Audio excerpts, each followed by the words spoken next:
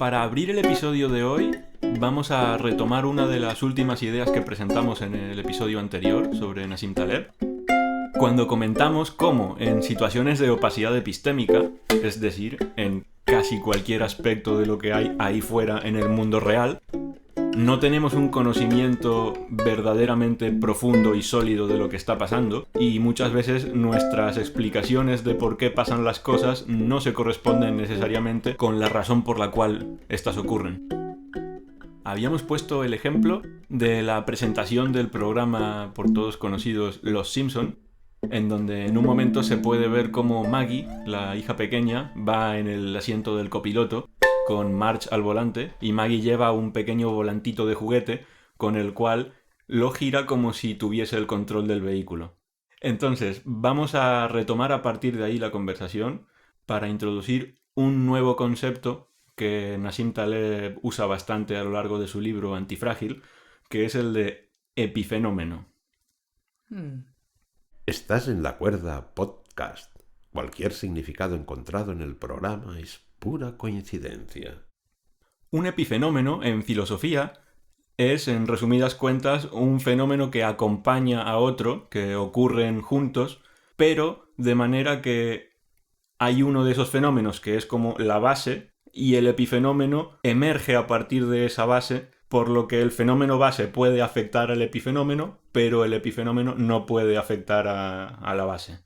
Por ejemplo, un caso bastante popular de algo que se podría considerar epifenoménico es el comportamiento de una colonia de hormigas o de termitas, en donde el comportamiento global de la colonia como un todo emerge de todas las interacciones de cada una de las hormigas o termitas individuales, y cuando lo miramos desde lejos parece que la colonia toma decisiones como un todo de forma integrada. Sí. Sin embargo, en ningún momento podemos decir que la colonia sea lo que está afectando a las hormigas, sino que son las hormigas las que están haciendo manifestarse el comportamiento de la colonia.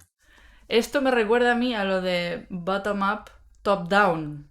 Pues sí, de hecho sí. O sea, Los cambios de abajo arriba, abajo arriba, y de exacto. arriba abajo. Podríamos decir que en un entorno complejo el epifenómeno es lo que emerge bottom-up, Exacto. la complejidad de abajo hacia arriba. Y conectándolo con lo que hablábamos en el episodio anterior, digamos que cuando mencionábamos el tema de que es peligroso intervenir de forma centralizada en un sistema complejo, es un poco por ese motivo. Porque cuando uno habla de el sistema, la sociedad, Sí. o ese tipo de conceptos muy abstractos y grandilocuentes, lo que ocurre es que el sistema o la sociedad son epifenómenos que emergen a partir de la suma de los individuos. Y es muy importante tener en cuenta la dirección en la que va la flecha de la causalidad. Todos los individuos interactuando hacen emerger al sistema. No es el sistema el que de alguna manera condiciona a los individuos. Y claro, con esto no se quiere decir que la sociedad como concepto amplio no pueda afectar a los individuos, nada más lejos de la realidad. Si se pone de moda algo y yo me sumo a la moda, Claro. en ese momento me he dejado llevar. La cuestión es que justamente por ser la sociedad en el sentido amplio un epifenómeno, por mucho que abusando del lenguaje podamos decirnos a nosotros en nuestros discursos que podemos afectar al sistema para que eso cambie a los individuos, en todo caso lo que ocurre estrictamente es que afectamos a los individuos. Uno no puede afectar al sistema en abstracto y que eso se cuele hacia abajo, hacia los individuos. Igual que uno no puede afectar a la colonia de termitas en abstracto y que ese cambio permee hacia abajo a las termitas. Eso es algo que hacemos, es una manera de colapsar y comprimir una manera muy compleja de entender el mundo en algo que es más narratizable, más fácil de entender y que nos permite operar sobre el mundo. Sí. Lo que pasa es que cuando se nos olvida este problema es como meternos en sentido contrario por una carretera. Cuando empezamos a actuar sobre el sistema esperando a que cambien los individuos, seguramente cambiarán cosas, pero como nos estamos olvidando de que la dirección real en la que van los cambios es de los individuos hacia arriba al sistema.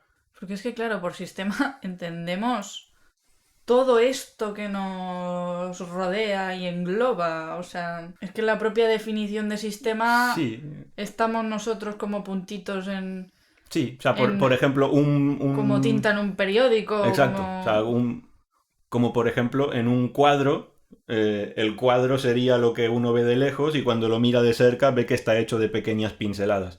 Y cualquier cambio que se le quiera hacer al cuadro estará hecho de cambios sobre las pinceladas. Uno no cambia el cuadro para que cambien las pinceladas. Uno cambia las pinceladas para que cambie el cuadro. O sea, en ese sentido, el cuadro es una especie de epifenómeno sobre las pinceladas que se han dado sobre un lienzo. Entonces, ¿por qué es esto relevante para las ideas de Nassim Taleb? En resumidas cuentas, porque los epifenómenos son una cosa, como hemos mencionado, muy, muy, muy habitual y prevalentes en entornos complejos, como el mundo real. Un ejemplo así un poco socarrón que Taleb nos pone de esto es el de imaginarnos que en las universidades más prestigiosas hay un departamento de ornitología en el cual se escriben libros sobre cómo han de aprender los pájaros a volar. Entonces tenemos a señores que le dan lecciones muy sesudas a los pajaritos cuando son polluelos sobre aerodinámica, mecánica de fluidos y todo lo necesario. Y después de acudir a muchas de esas clases, resulta que el pajarillo va un día y vuela. Y entonces eso nos confirma que efectivamente el departamento de ornitología de las universidades es imprescindible para el vuelo de los pájaros. Sí, sí. Está clarísimo. Eso sería un ejemplo de epifenómeno en la medida en la que el darle clases a los polluelos y los pájaros volando ocurren juntos y uno puede confundir la flecha de la causalidad, de manera que le atribuyamos equivocadamente a las clases de ornitología la capacidad de enseñar a volar a los pájaros. Cuando... Aquí el orden de los conceptos es fundamental. O sea, primero viene la lección y la disertación sobre cómo volar y luego viene el vuelo. Según el departamento de ornitología de tu universidad de confianza, sí. Entonces ese es el problema que hay, que en el mundo real muchas veces nos pensamos que A causa B, cuando en verdad B causa A, o A y B tienen una causa común o tienen causas independientes. Sí, sí. Muchas veces es complicado desenmarañar de toda la complejidad cuáles son las relaciones causales y en qué dirección van. Porque como habíamos dicho, en condiciones de opacidad epistémica, ese conjunto de flechas de dirección causal no son nada evidentes. Otro ejemplo típico de esto, que es bastante conocido, es el hecho de que cuando una persona triunfa en los negocios o en el ámbito que sea, enseguida se forma a su alrededor todo un ecosistema de personas que se dedican a enumerar hasta el menor detalle qué desayuna, qué música escucha, qué deporte hace, si medita, a qué hora se despierta. Los típicos libros que salen, ¿qué hace? Los hábitos de las personas con éxito. Exacto. Como por ejemplo, vamos a ver qué desayuna Elon Musk. Pero esto me acuerdo que, no sé, hace bastante tiempo me dediqué a mirar qué hacían los escritores durante sus días y había como la típica tabla de escritores con hábitos de los escritores. Y era en plan, pues Nabokov se levantaba a las 6 de la mañana, le encantaba dar paseos y a las 6 de la mañana se levantaba, se daba una caminata del copón y luego volvía y escribía 4 horas, luego comía y así. Y luego tú veías la cantidad de variabilidad que había entre escritores. Todos hacían algo distinto. Había algunos que sí que se levantaban a las 6, pero había otros que se levantaban a las 4 de la mañana, había otros que se levantaban a las 12 de la mañana. En fin, una cantidad de hábitos diversos que piensas, bueno, ¿y yo? Para ser buena escritora, ¿qué tengo que hacer? ¿No? Y me miro los gráficos, ¿no? De los hábitos de los grandes escritores para ver qué es lo que tengo que hacer yo durante el día, ¿no? Claro. Y así me reflejo y así ya sé qué es lo que tengo que hacer durante el día para ser buena escritora, ¿no? Sí. O sea, eso es una idea que ha vendido, vende y seguirá vendiendo muchísimos libros y cursos y charlas, que viene a ser esta idea de que si uno imita a la persona que ha tenido éxito, de alguna manera está facilitando el éxito propio. Y eso es un ejemplo clarísimo de epifenómeno, porque estamos dando por supuesto que el éxito de esa persona ha emergido de lo que desayunaba, la hora que se despertaba, la manera en que trabajaba, cuando en situaciones de opacidad epistémica las razones por las cuales esa persona triunfó no son totalmente opacas. Entonces, claro, hay todo un grupo de personas que están haciendo negocio alrededor de esto y les interesa mucho convencernos de que realmente, si nos enteramos de todo lo que hace Elon Musk, estamos más cerca de llegar a ser el próximo Elon Musk. Cuando la realidad es que la mayoría de las veces que una persona triunfa lo ha hecho porque no se parecía a nada ni nadie de lo que se estaba haciendo anteriormente. Llegó ahí, rompió los esquemas. Sí. Para escribir la siguiente metamorfosis, yo tendré que ir a pedir empleo a una compañía de seguros como Franz Kafka. Y así escribiré la siguiente, la metamorfosis. Así de fácil, ¿no? Claro. En resumen, que si no nos vamos con cuidado cuando interpretamos la realidad con nuestra mente, podemos caer en situaciones donde los epifenómenos nos confunden. Por ejemplo, en la presentación de este podcast yo comentaba cómo cuando era pequeño estaba convencido de que podía controlar el viento con mi pensamiento, cuando era un chiquillo. Eso es un ejemplo claro de epifenómeno también. El viento hace lo que le da la gana y luego yo tengo la sensación de que va para donde yo quiero. Ahí la flecha de la causalidad es clara. Sí, pero si no vas con mucho cuidado, como yo cuando tenía 6 años, puede que parezca al revés, que tú estás esforzándote y de repente lo consigues y lo que tú quieres de repente pasa. Y entonces dices, anda, mi voluntad se está haciendo, yo estoy controlando el viento. Otro ejemplo de epifenómeno. Sí. Otro asunto bastante relacionado con el tema de los epifenómenos y en el que Taleb incide una y otra vez es en la importancia de que cuando se practica cualquier tipo de ejercicio intelectual, éste tenga algún punto de contacto con la realidad, con el mundo real.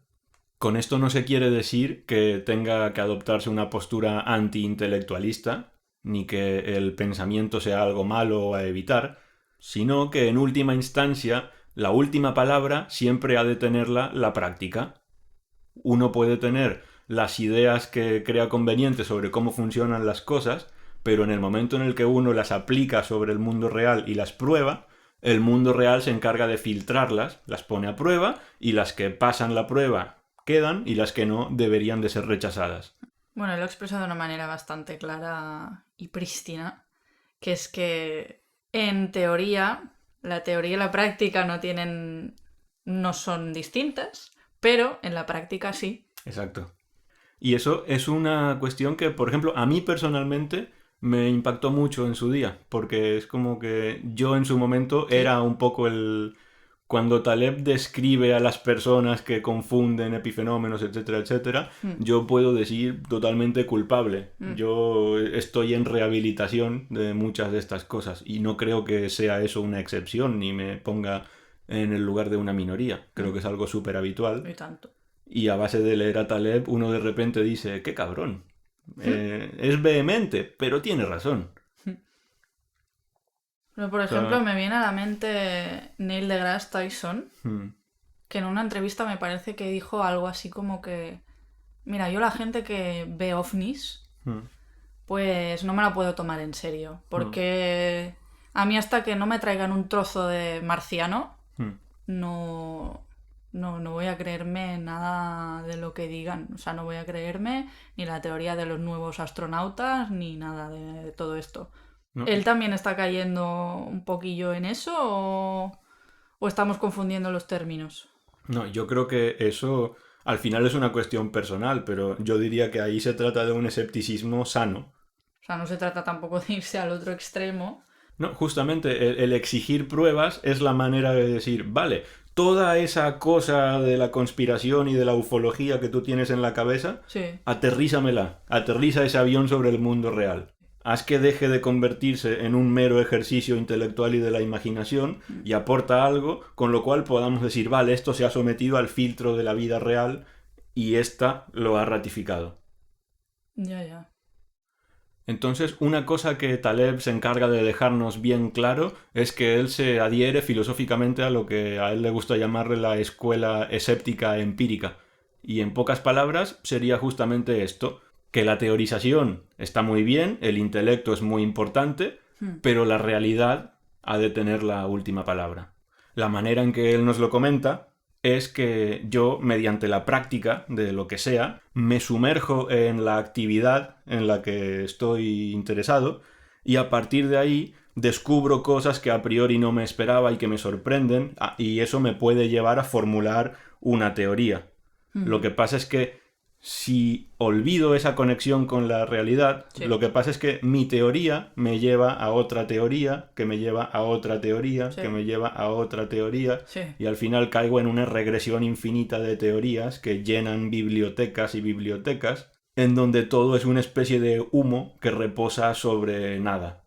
Esto es algo que ocurre mucho en las ciencias que intentan abordar sistemas complejos, como hemos dicho, como son las sociedades, la mente humana o los mercados, en donde las teorías que se postulan no pueden someterse a una validación empírica igual de rigurosa que, por ejemplo, en la física de altas energías. Y al final lo que ocurre es que si uno da a luz una teoría sobre la sociología de las masas y el vecino de arriba propone otra, pues no hay una manera muy clara de saber cuál de los dos está más cerca de algún tipo de conocimiento verdadero. O sea, ¿por qué motivo? ¿Porque van a caer en una simplificación absoluta del asunto? Eso por descontado. O sea, ya partimos de la base de que la complejidad que tiene la sociedad trasciende y rebasa completamente cualquier manera de libro que pueda teorizar. sacar yo Exacto. sobre la sociedad.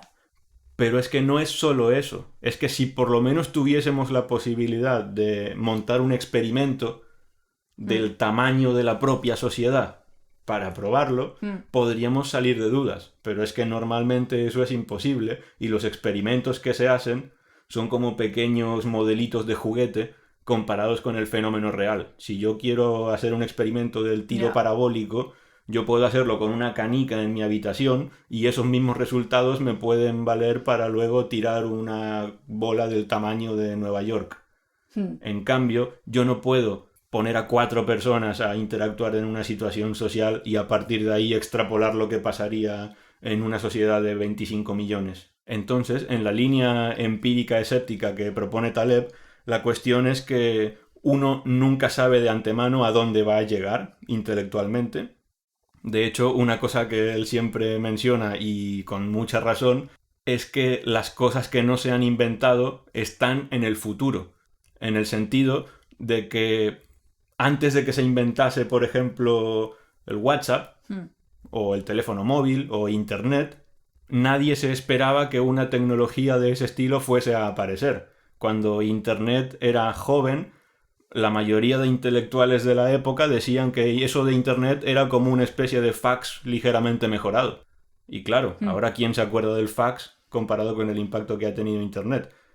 Lo que quiero decir es que en el mundo del intelecto y la teorización, las cosas no están en forma de semilla esperando a brotar, sino que más bien brotan de forma totalmente inesperada y después, a toro pasado, parece que hubiesen estado así en esa forma embrionaria. Pero hasta que no brotan, no tenemos ninguna manera de discriminar y saber cuáles son las ideas buenas y cuáles son las ideas malas. Entonces, frente a esta situación, lo que Taleb viene a proponer es una especie de, vamos a llamarle, anarquismo intelectual, en donde uno lo que hace es ir cogiendo de aquí y de allá un poco de todo, haciendo pruebas más o menos alocadas. Anda. ¿Algo debo estar haciendo bien? Sí, claro, porque lo más peligroso que nos puede pasar es creernos que el desarrollo intelectual de la humanidad sigue una senda bien delimitada y que entonces si uno decide sumarse a las filas de las personas que avanzan el conocimiento en el mundo, lo único que tiene que hacer es ponerse en esa fila y caminar en la dirección en la cual indica la flecha. Progreso, por aquí. Sí, como si estuviera tan claro, ¿no? Lo que viene a decir Taleb es que si realmente eso estuviese tan delimitado, el futuro sería ahora. Un ejemplo que pone Taleb, muy tonto, es el de ponerle ruedecitas a las maletas. Él cuenta cómo cuando era joven, hace cosa de 40 años, él cogía muchos aviones y tenía que llevar la maleta de las asas, cargando con el peso de la maleta, hasta que alguien tuvo la idea de ponerle ruedecitas a la maleta. Y eso no es una cuestión de que no hubiese la tecnología suficiente como para inventarlo, no es algo puntero. Simplemente era como un punto ciego en nuestra sociedad donde nadie había pensado en esa posibilidad. Y la manera en que eso surgió es que al final alguien acostumbrado a enredar con las cosas hizo la conexión y dijo, hostia, maleta, ruedas, maleta con ruedas. Invención suprema. Ya podemos correr cuando perdamos el avión. Entonces, en resumen, como tú has comentado, una cosa en la que se insiste mucho en la obra de Taleb es esa, que el mundo no se ve igual desde la grada de la teoría que desde la grada de la práctica. Y no solo eso, sino que una persona que está muy firmemente plantada en la grada de la teoría, es muy complicado que pueda llegar a ver el hecho de que, como hemos dicho muchas veces, el mapa no es el territorio, el menú no es el plato y la teoría no es una descripción directa y completa de la realidad. Y es por eso que Taleb muestra mucha apreciación por lo que podríamos llamar los artesanos, la gente que está directamente implicada en la realidad de las cosas. Y de hecho, él nos diría que la práctica revela un tipo de secreto que no puede ser revelado de ninguna otra manera. Es decir, que por ejemplo, si una persona se dedica a la panadería o a la carpintería, solamente manchándose las manos haciendo pan o sacándose callos en los dedos limando madera, va a poder entender en profundidad lo que implica realmente el acto de la carpintería o la panadería. Y eso es una cuestión que muchas veces resulta difícil de hacerle entender a una persona que está demasiado en el lado teórico de la vida y que piense que leyendo libros de carpintería ya uno tiene acceso a todo lo que hay por saber sobre el arte / ciencia de la carpintería. No solo eso, sino que va a poder construir muebles. Claro, ese sería el filtro de la realidad. También podría ser un ejemplo los cirujanos, ¿no? Sí. O sea, tú tienes un atlas de anatomía y una cosa es el atlas y la otra es operar. Sí, exacto. O sea... Sí. Y de hecho, esto que tú comentas sale en la obra de Taleb porque justamente, si no recuerdo mal, la escuela empírica en la antigüedad, en la Grecia clásica, uno de los gremios que más la encarnaba era el de los cirujanos. Digamos, en el ámbito de lo que en ese momento sería la protomedicina que había, habían personas que consideraban que se podía hacer un approach muy teórico, de yo entiendo cómo funcionan las partes del cuerpo y luego tomo las decisiones adecuadas, y habían personas que tenían una actitud más escéptica, empírica, de, bueno, yo no tengo una idea realmente fina y detallada de por qué funciona lo que funciona, pero sé que algunas cosas salen bien y otras cosas salen mal. Entonces, lo que Taleb comenta es que en esa época, en la que el conocimiento que había del cuerpo era bastante deficitario, al menos comparado con el que hay ahora, las personas que se adherían a la visión más escéptica empírica, con razón, estaban mejor consideradas. Los otros eran más bien unos matasanos que se pensaban que sabían mucho y en verdad lo que hacían era sangrar a las personas hasta que se morían. Y los otros pues aprendían ciertos truquillos que funcionaban y no necesitaban saber por qué y más o menos podían ir arreglando ciertas cosas sin caer en ese divorcio de la realidad, porque sea cual sea la idea feliz que les viniese a la cabeza, enseguida tenían el mecanismo de probarla en el mundo real y en caso de que no funcionase, descartarla sin más porque no hacían una inversión emocional muy grande en el hecho de que esa idea tenga que aguantar. Si me permites, claro. Aquí voy a hacer una ligera alusión a una de mis obras favoritas, de uno de mis escritores rusos favoritos, que se llama Mikhail Bulgakov, que es el autor de El maestro y Margarita. Ojo, que es su obra más célebre, pero tiene una obrita que tiene pocas páginas en comparación a El maestro y Margarita, que se llama Morfina, en la que él explica de manera autobiográfica su experiencia como médico recién graduado por allá la Siberia profunda. Entonces tiene toda una serie de odiseas médicas y anécdotas que le van surgiendo, porque claro, él, recién salido de la facultad, tiene que lidiar con la responsabilidad de ser el médico titular de un hospital en la Rusia más profunda que te puedas imaginar. Y claro, le vienen todo tipo de casos. Y él está acojonado porque acaba de salir de la facultad de medicina y de repente se da de bruces con la realidad de tener que operar a gente tal cual le vienen. Urgencias, pues pase y tengo que reaccionar improvisadamente. Claro. Y tiene una frase que me parece que ejemplifica muy bien todo esto, que es la siguiente. Hace 48 días que terminé la facultad con sobresaliente, pero el sobresaliente es una cosa y la hernia otra. Y sigue. En una ocasión vi cómo un profesor realizaba una operación de hernia estrangulada. Él operaba y yo estaba sentado en el anfiteatro. Eso fue todo. Pues ahí está aprendiendo de qué va la vida. Sí. De hecho, yo creo que esto no es nada esotérico. La gran mayoría de gente que haya estudiado una carrera habrá tenido esa sensación de yo estuve ahí 4, 5, 6 o los que sea de años y luego salí y me encontré que en el mundo real de la profesión la mayoría, o sea, salí verde. Salí que no sabía nada. Sí.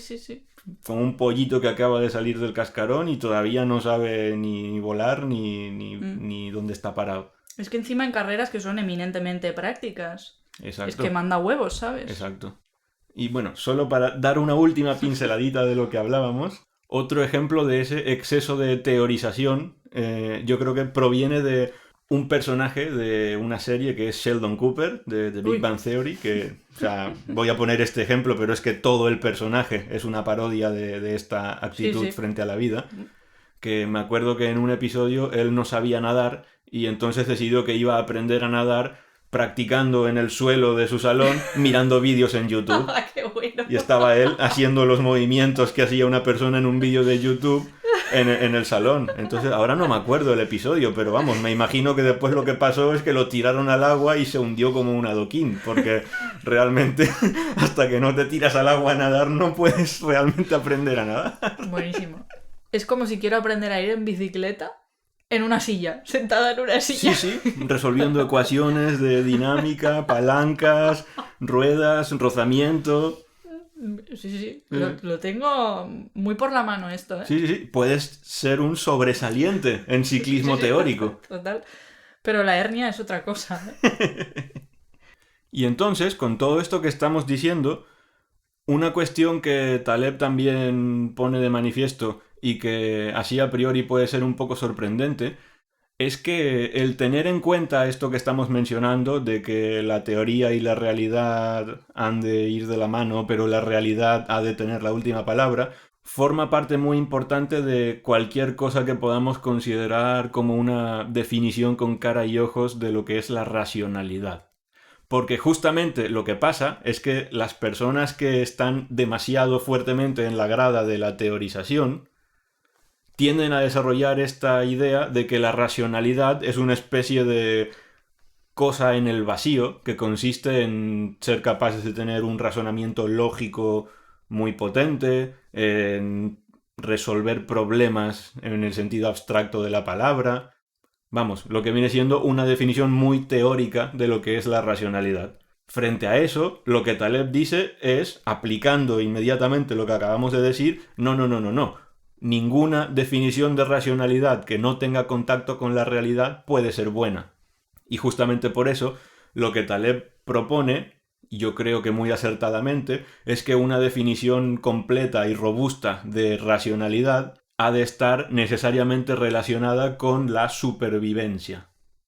Y no solo eso, sino que ocurre un fenómeno muy curioso, y es que muchas veces las cosas que tienen más apariencia de racionalidad son las menos racionales, mientras que otras que no parecen tan racionales son las más racionales. El ejemplo que suele poner Taleb para explicar este tipo de paradoja es el del médico que viste como un carnicero contra el médico que viste de punta en blanco con un aspecto profesional que parece que podrías contratarlo para la próxima serie de médicos.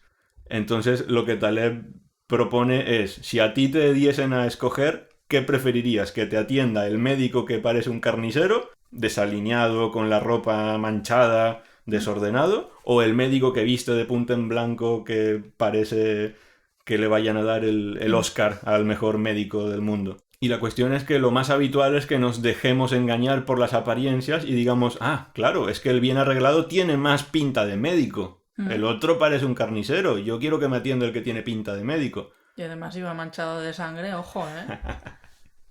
A ver dónde se ha metido. Bueno, a ver si vas a ser un médico sin sangre, ¿no? Entonces, lo que Taleb nos comenta es, ojo, porque si ambas personas, ambos médicos, han llegado al mismo nivel de éxito profesional, lo que va a ocurrir necesariamente es que el médico desalineado va a tener que ser mejor como médico. Simplemente porque a igualdad de resultados, a igualdad de éxito, el médico con aspecto impoluto tiene un plus, un extra de deseabilidad social que le pudo haber llevado a triunfar por el hecho de tener ese aspecto tan pulido. Entonces, el médico desalineado necesariamente ha de haber compensado ese plus con otra cosa, y esa cosa, como no es la de ir vestido como un actor de médicos, ha tenido que ser su habilidad. O sea, que el aspecto físico en realidad va en detrimento de la habilidad real del médico. No va en detrimento. Es un poco como esta cosa que podrá ser más o menos polémica, que es decir que las personas guapas suelen tener las cosas más fáciles en la vida. O sea, a veces las personas guapas son más superficiales. Y no es que ser guapo te... Mira, es un ejemplo de epifenómeno. ¿Ya? No es que ser guapo te haga superficial. Lo que pasa es que si eres guapo no necesitas ser tan profundo para que la gente te haga caso. Ya. Entonces la gente que no hemos nacido tan agraciados... Claro, cojeas de eso, y como cojeas de eso, necesariamente hay otra cosa que tiene que tener más desarrollada. Si has llegado al mismo sitio que el otro, sí. Es un experimento mental, pero yo creo que describe una realidad bastante general. Estás escuchando La Cuerda Podcast, el programa que empieza donde las palabras acaban. Y otra cuestión relevante respecto a qué podemos considerar que es racional y qué no, es la de que en el mundo real, igual que tú dices el sobresaliente es una cosa y la hernia es otra, Sí. Yo no, ¿eh? Mijail. No, perdón. Mijail lo dijo. Igual que pasa esto, digamos que no es lo mismo en el mundo real tener la razón que el que ocurra lo que nos conviene que ocurra. Otra manera que tiene Taleb de decir esto es que los tontos quieren ganar la discusión y los que no son tontos quieren ganar y punto. Así, por ejemplo, me viene a la cabeza una situación en la que estoy discutiendo de una tontería con un amigo. Cosa que podría pasar perfectamente. Y a base de insistir porque quiero tener la razón, pues acabo cargándome la amistad y me quedo sin amigo. Cosa que también podría pasar perfectamente. Claro. Esto es tan viejo como la propia amistad. Ese es un ejemplo en el que está perfectamente divorciado el tener la razón como cuestión argumentativa, narrativa, y que a veces el hecho de tener la razón puede significar que nos peguemos un tiro en el pie. Yo también me imagino que estoy en el bosque dando un paseo y de repente me saco el almuerzo para comerlo, viene un oso, decide que quiere comerse mi almuerzo, y yo decido que eso es intolerable y que cómo va a tener el oso la osadía de querer comerse mi almuerzo. Oh, Dios mío. El osado oso. Y obviamente el oso me despedaza y entonces de repente tiene 2 almuerzos y yo paso a ser la persona con más razón del cementerio. Justamente ahí lo conectamos con el tema de la supervivencia. Si algo lleva a que acabes en el cementerio, no se lo puede considerar racional. A pesar de que, por ser lo más intelectual, lo más narrativo y lo más discursivo, pueda parecer lo más intelectual desde la perspectiva teórica. Y esto, obviamente, conecta con lo que hemos mencionado antes de la opacidad epistémica, de que normalmente en un sistema complejo las cosas ocurren y los motivos por los cuales ocurren no nos son directamente accesibles. Sino que más bien yo puedo llegar a un sitio, hacer lo que considere oportuno, irme a casa con una idea de cómo han ido las cosas, yo qué sé, he ido a una entrevista de trabajo y estoy súper contento, o estoy súper desanimado, y al final resulta que la realidad me sale por un camino que no tiene nada que ver con lo que yo había entendido. Nuevamente, lo que yo entienda o deje de entender ha de abrirse paso y hacerse a un lado cuando la realidad de las cosas me imponga una visión contraria a lo que yo había entendido. Sí, sí. Dicho esto, una de las cruzadas personales que tiene Taleb contra lo que él llama la modernidad es justamente el hecho de que vivimos en unos tiempos en donde la persona que está vestida como el cirujano de la serie es la que se lleva todo el éxito social, y como sociedad parece que se nos han olvidado estas cuestiones que tal vez en tiempos pasados eran más evidentes. En pocas palabras, en los tiempos en que vivimos, en donde todo ha de ser productizable, cuantificable, explicable, narrativizable y capaz de ser puesto en una cajita con un lasito, de manera que la persona que lo consume pueda tener una idea perfectamente acertada de qué le aporta, dónde, cómo y cuándo. Aquí la palabra clave que se utiliza en mogollón es optimizar. Optimizar, sí. ¿No? Exacto. Yo tengo la vida que tengo, el tiempo es escaso y por lo tanto he de optimizar cada segundo de mi vida. Yo tengo un picor en la espalda y voy a ir a un coach de rascamiento de espalda para que me enseñe a rascarme la espalda con el máximo de eficiencia para que nada se pueda interponer en mi camino de ser la persona más productiva del mundo. En resumidas cuentas, la postura que Taleb defiende es que actualmente la clase dirigente, que podríamos llamarle, está compuesta íntegramente de personas que son mucho más hábiles hablando que haciendo. Y de ahí surge la figura de uno de los archienemigos de Taleb a lo largo del libro Antifrágil, que es la del fragilista.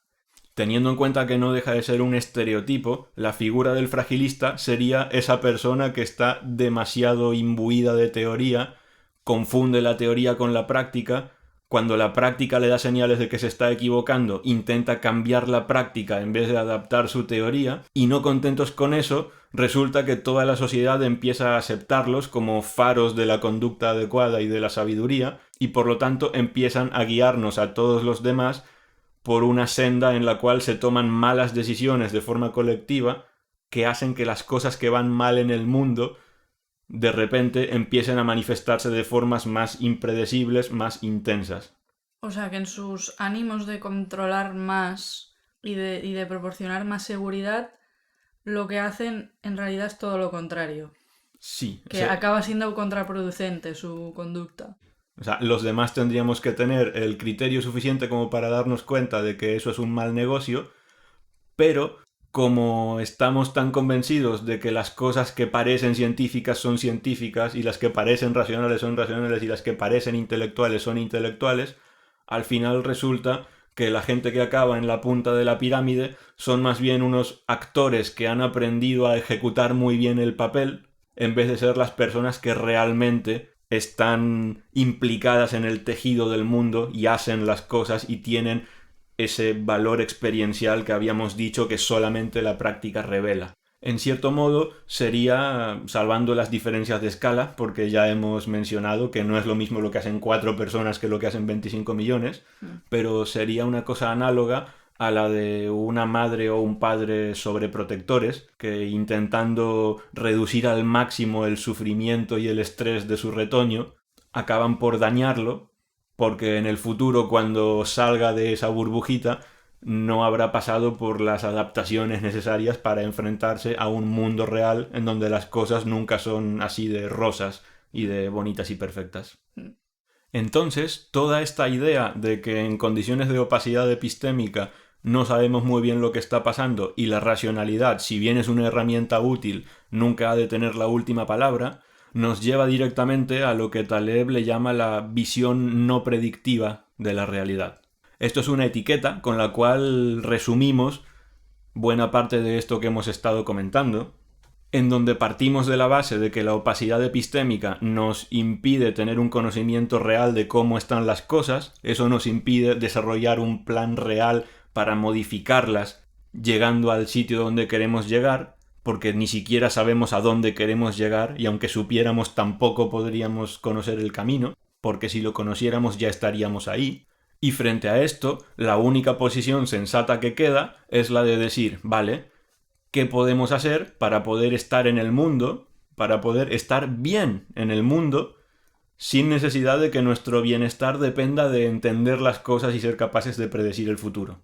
Insisto, eso no significa que entender y predecir sea malo, pero lo que sí que se hace mucho énfasis es en que si tu única carta en la mano que te da la vida depende necesariamente de que puedas predecir y entender, entonces estás en una situación bastante jodida, porque nuestra capacidad de predecir y entender en sistemas complejos epistémicamente opacos es francamente pobre, por no decir en muchos casos directamente nula. Para poder alcanzar esta visión no predictiva del mundo, algunas de las cosas que Taleb comenta es, por ejemplo, que en los sistemas complejos menos es más. Normalmente las soluciones simples son mucho más preferibles que las soluciones complejas, justamente porque cuanto más compleja es la intervención que hacemos en un sistema complejo, aumenta de forma exponencial la cantidad de efectos inesperados que podemos producir que acaben dando lugar a un resultado contrario al que nosotros pretendíamos obtener. O sea que contribuimos al desastre. Sí. Si teorizamos demasiado y llegamos a tener, en términos hayekianos, la fatal arrogancia de creernos que entendemos realmente el sistema, vamos a sobreintervenir en él con una teoría que es inválida y ni siquiera lo sabemos porque no la hemos podido contrastar contra el mundo real, y el resultado va a ser un desastre. Llevando esto al terreno de lo práctico, ¿qué significa la visión no predictiva? Pues al final lo que significa es que, aunque no podamos saber qué es lo que va a pasar, sí que podemos estar preparados frente a las contingencias que traiga la vida.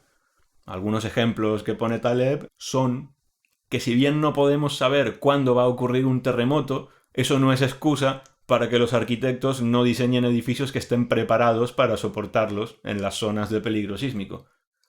Yo creo que un ejemplo palmario de esto, de rabiosa actualidad ahora mismo, en plena pandemia del COVID, es el famoso «es que no se podía saber». Evidentemente que no se podía saber cuándo, pero sí que se podía saber que estas cosas han ocurrido y seguirán ocurriendo, y por lo tanto el no se podía saber es una excusa que le puede valer a un niño de 5 años, a su mamá. Pero como sociedad, si nos queremos tomar en serio las cosas, no tiene ninguna validez, porque justamente parte de la visión no predictiva del mundo consiste en estar preparados frente a lo que pueda ocurrir, no solamente frente a lo que sabemos que va a ocurrir. O sea, subestimamos la probabilidad de que ocurra lo peor. Claro, si implícitamente, si nos conducimos en la vida como si solamente las cosas que entendemos y sabemos que pueden ocurrir ocurrirán, nos meteremos en problemas porque subestimaremos una barbaridad Claro. las cosas que van a pasar. Y es reflejo de una visión bastante corta de miras, en la medida en que si miramos hacia el pasado está lleno de sorpresas. Si la mayoría de las cosas que han pasado nos han sorprendido, ¿cómo no podemos estar ahora preparándonos muy fuertemente para ser sorprendidos mañana? Y al final la cuestión es esa. No se trata de entenderlo todo para que no hayan más sorpresas, sino de cómo hacemos una sociedad lo más resistente posible a las sorpresas. Conectado con el asunto de la opacidad epistémica, una cosa que Taleb comenta es que la redundancia, es decir, la presencia de sistemas repetidos, es un aspecto bastante común mediante el cual los sistemas complejos se adaptan a una realidad llena de sorpresas de una manera no predictiva. Por ejemplo, tú tienes 2 pulmones, 2 riñones, 2 ojos. Esa redundancia, que a priori uno podría decir, pero si con un riñón tú ya vives perfectamente, pues vamos a hacer una ley que todo el mundo que esté sano done un riñón, por lo que sea, y de repente tenemos una sociedad de monorrenos. ¿Qué podría salir mal? Pues que dentro de un par de años ocurrirá algún evento sorprendente en tu estado de salud y el hecho de no tener ese riñón extra te puede costar la vida. Yo creo que con este ejemplo se entiende perfectamente, porque todos somos muy reacios a que nos quiten un riñón así porque sí, pero el ejemplo es perfectamente extrapolable a otras situaciones en donde nos encontramos frente a un sistema complejo en el que algo parece redundante y en un esfuerzo de querer sobreoptimizarlo para reducir los costes o aumentar una supuesta eficiencia mientras los mares están calmados, quitamos esas redundancias, Y mediante ese quitar redundancias privamos al sistema de los mecanismos homeostáticos que le permitían resistir las inclemencias de la vida o incluso tener una respuesta antifrágil y fortalecerse frente a ellas. Y una frase que creo yo que condensa perfectamente la idea de la visión no predictiva del mundo, según Taleb, es la de que es mejor ser tonto y antifrágil que muy inteligente y frágil. Esto es un poco lo que comentábamos antes de jugárselo todo a una carta. Cuando eres antifrágil, no pasa nada si eres un poco tonto o tonta, porque los errores y las sorpresas te van a acabar beneficiando. En cambio, si eres frágil, tu única carta es la de entender mucho las cosas para no meterte demasiado en problemas, porque sabes que cualquier problema puede ser terminal muy rápidamente. Entonces, esta reflexión que queda ahí sobre la mesa, si uno se para a digerirla bien, puede llegar a darse cuenta de que, de hecho, esa visión no predictiva del mundo es la visión predeterminada de la mayoría de sistemas. Así es como funcionan los animales, los bosques, cualquier sistema complejo que no tenga la mala costumbre de escribir libros y hacer filosofía, seguramente esté basado en una visión no predictiva del mundo. De hecho, Taleb en algún punto de su libro, habla de un amigo suyo que tiene una estrategia doble en afrontar su vida profesional, que es que durante una temporada está haciendo algo puro y duro de economía o inversión y tal cual, y durante otro periodo de su vida se dedica a algo un poco más abstracto. ¿Sabes? Sí. Eso vale, vamos a abrir ese melón. Eso es lo que Taleb le llama la estrategia de la altera. Altera con H, sí. Que es una palabra horrible, en mi opinión, para designar a esa típica barra con pesas en los extremos, que se usa para querer indicar que el peso está todo en el extremo derecho y el extremo izquierdo y prácticamente nada en la parte central. En inglés se llama barbell, en español es altera. Vaya, ¿qué es lo que hacen los de alterofilia? Los de la alterofilia levantan alteras. Oye, pues sí. Claro. La verdad es que no me había preguntado yo eso. Hay una disciplina deportiva, ¿qué es eso? Sí. Entonces, esto es lo que en términos estadísticos se llamaría una distribución bimodal.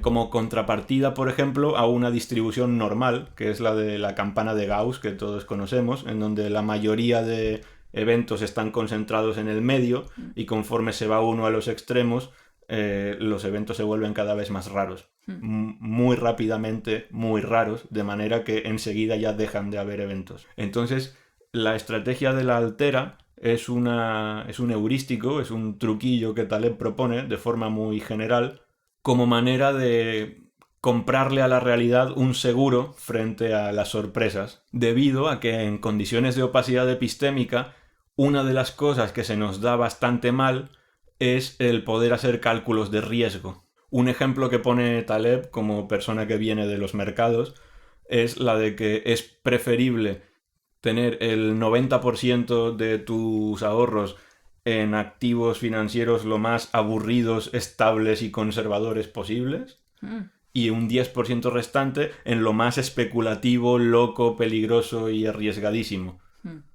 Hasta el punto de que a ti te parezca una mala idea, no solamente a los demás. Haz algo que hasta a ti mismo te escandalice. Lo que se consigue con esto es que si las cosas salen mal, nunca vas a perder más de un 10% de lo que habías puesto, claro. Mientras que si las cosas salen bien, ese 10% tiene la posibilidad de dispararse de forma espectacular. Y esto, si lo contrastamos con una distribución normal, en donde la mayoría de tus ahorros están puestos en un sitio de riesgo medio, el problema es que ahí nos hemos fragilizado, porque cuando hablamos de riesgo medio, alguien ha tenido que decidir que ese riesgo es medio. Y en ese momento es cuando estamos narrativizando la realidad y nos estamos fiando de que un señor o un grupo de señores muy, muy, muy inteligentes han podido de alguna manera escrutar el futuro, que hasta donde yo sé es totalmente inescrutable, y han rescatado del futuro una cierta información que les permite decirme a mí ahora que si yo compro estas acciones o lo que sea, dentro de 10 años me va a haber ido muy bien. Puede que tengan razón, pero eso sería lo que Taleb llama un juego de tontos. Estás tú jugando a la ruleta rusa sin ser consciente de que estás jugando a la ruleta rusa. Eres frágil frente a los errores de predicción y justamente ocurre ese hecho insidioso de que cuando más importante es que puedas predecir, es cuando menos puedes predecir. En cambio, la estrategia de la altera, el 90% en lo hiperconservador y el 10% en lo hiperagresivo, puede tener en el combinado un rendimiento similar en caso de que las cosas salgan bien, similar o incluso superior, pero es una manera de cortar por el lado negativo las pérdidas. Uno puede llegar a perderlo todo si está todo en una cosa de riesgo medio y resulta que a toro pasado eso que le llamábamos riesgo medio era un riesgo elevadísimo y todavía no lo sabíamos, pero con la estrategia bimodal de la altera lo máximo que podemos perder es un 10%. Entonces, la estrategia de la altera, como hemos dicho, es una manera de reducir la exposición que tenemos a eventos inesperados. Y esto que tú comentabas, el ejemplo del amigo de Taleb, nos muestra que la idea de la altera es muy muy general y que incluso uno puede hacer una altera en el tiempo, de manera que uno puede iniciar un periodo de actividad pura y seguirlo por un periodo de reflexión pura, por ejemplo. Sí, que eso él lo conecta con el hecho del procrastinar. Es decir, él prefiere trabajar durante un periodo de tiempo corto, muy intensamente, y luego no hacer nada durante el resto del día o durante una semana, si es que ha estado trabajando la semana anterior muy intensamente. Y de hecho esto también lo conecta con escribir o dejar de escribir. Dice, yo es que si no tengo nada que decir o si lo que digo no es, como decía en la introducción de Taleb en el episodio anterior, algo por lo que se me caería el café al suelo de lo impetuoso que estaría mientras lo escribiera, pues no vale la pena escribir. Sí, o sea, hay que tener cuidado. Claro, esa es la cuestión. Hay que tener cuidado de no justificar lo injustificable, pero Exacto. sí, en la medida en que los sistemas complejos funcionan filtrando lo que no funciona, lo que Taleb dice es: yo soy un sistema complejo y por lo tanto cuando yo escribo, yo solo escribo lo que brota naturalmente de mí, habiendo sido filtrado por todos esos aspectos epistémicamente opacos que ni siquiera yo mismo soy capaz de explicar con palabras, que me hacen ser quien soy y hacer lo que hago. Entonces, Sí. yo creo que Taleb tiene una frase que es que si él tiene que ir a una biblioteca a informarse de un tema que no entiende muy bien para poder leérselo y después contártelo a ti en el libro, él considera que eso es un fraude. Y eso es una cosa que nosotros aquí en el podcast también lo intentamos aplicar. Sí. Nos gustaría, y es nuestra intención, que cuando escuchéis esto, lo escuchéis porque se trata de una serie de ideas y cuestiones destiladas a través de nuestra propia vida y nuestra propia experiencia, y que nos han llevado a compartirla, que en cierto modo es ahí como una especie de aceite de oliva virgen extra. Nosotros no pretendemos venir aquí a leer los 4 puntitos principales de la entrada de la Wikipedia de nadie. No, y que además al mismo tiempo nosotros estamos filtrando todo el libro a través, o sea, nosotros hemos escogido de lo que queremos hablar. Sí, lo que quiero decir es que aquí vamos muy de frente diciendo que no es nuestra intención que esto se convierta en una lección académica, como si aquí fuésemos una especie de profesores que van a disertar sobre un tema, porque justamente queremos evitar ese aspecto del conocimiento teórico puro y estéril y quedarnos más en el lado de las cosas que han sido filtradas por la práctica y la vida real. Entonces, claro, a mí no sé si se me nota, yo creo que se me nota. Las cosas que cuento de Taleb hasta cierto punto las cuento porque es que las vivo y me hace muchísima ilusión compartirlas. Bueno, y a mí todo esto me hace pensar en la frase de Séneca, que es uno de los predilectos de Taleb. Lo voy a decir en latín así para hacerme un poco la guay. Non vitae sed scholae discimus, que viene a decir que no estudiamos para la vida, sino para el aula. Es que no se podía saber. Es que no se podía saber.